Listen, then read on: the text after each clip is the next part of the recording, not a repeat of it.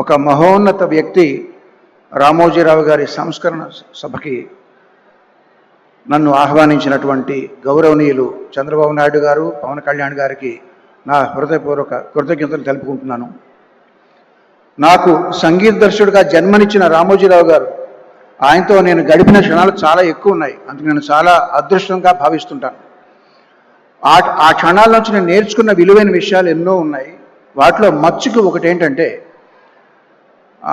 మద్యపాన వ్యతిరేక ఉద్యమంకి ఆయన వంతు కంట్రిబ్యూషన్గా ఆయన రకరకాల ఆర్టిస్టులతో, ఉద్యమకారులతో, రచయితలతో, సంగీత దర్శకులతో, గాయకులతో ఆయన తెలిసిన వాళ్ళందరినీ పిలిచి పాటలు రికార్డ్ చేసి ఆ ఉద్యమానికి సపోర్ట్ చేశారండి.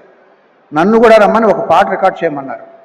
నేను అన్నాను, సార్ నేను మెడ్రాస్ వెళ్ళి 4 రకాల ట్యూన్లు నేను మీకు చేసి పంపిస్తానని అన్నాను. ఆయన కోసం చాలామంది బయట వెయిట్ చేస్తూ ఉండగా నాతో అన్న మాటలు ఏంటంటే, వద్దండి, ఒకే ఒక ట్యూన్ చేసి పంపండి, నేను మీకు దీనికి రెమ్యునరేషన్ ఇవ్వట్లేదు, నేను మిమ్మల్ని అభ్యర్థిస్తున్నాను, అభ్యర్థించేవాడికి ఆప్షన్స్ ఉండవు, అలా చేయకూడదు, ధర్మం కాదు అన్నారు. ఆ మొక్క ఆయన నాతో చెప్పడానికి 2 నిమిషాలు వెచ్చించాల్సిన పని లేదు, ఆయనకి ఏమి లాభం లేదు. అంతటి మహోన్నత వ్యక్తి ఆయన. ఎన్నో విషయాలు నేను నేర్చుకున్నాను ఆయన దగ్గర నుంచి. ఆయన మీద బురద జల్లాలని ప్రయత్నిస్తే అది నడినెత్తి ఉన్న సూర్యుడి మీద రాయి విసరడం లాంటిది. బతికితే ఒక్కరోజైనా రామోజీరావు గారిలా బతకాలని నేను ఒక సభలో అన్నాను.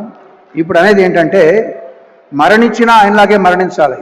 ఎందుకంటే కురుక్షేత్ర సంగ్రామంలో భీష్ముడు తన మరణాన్ని, తన మృత్యుని ఆపి ఉత్తరాయణం వచ్చే వరకు కూడా దాన్ని నిగ్రహించి ఆపారు. ఆయనే ఆపారు.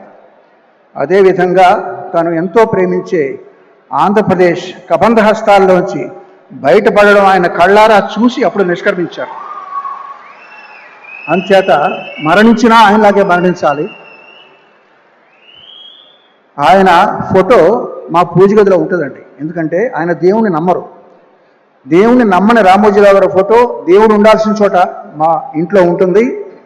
ఎంతోమంది జీవితాల్లో వెలుగులు నింపిన ఆయన స్ఫూర్తి నా గుండెలో చిరకాలం ఉంటుంది, బ్రతికినంత వరకు.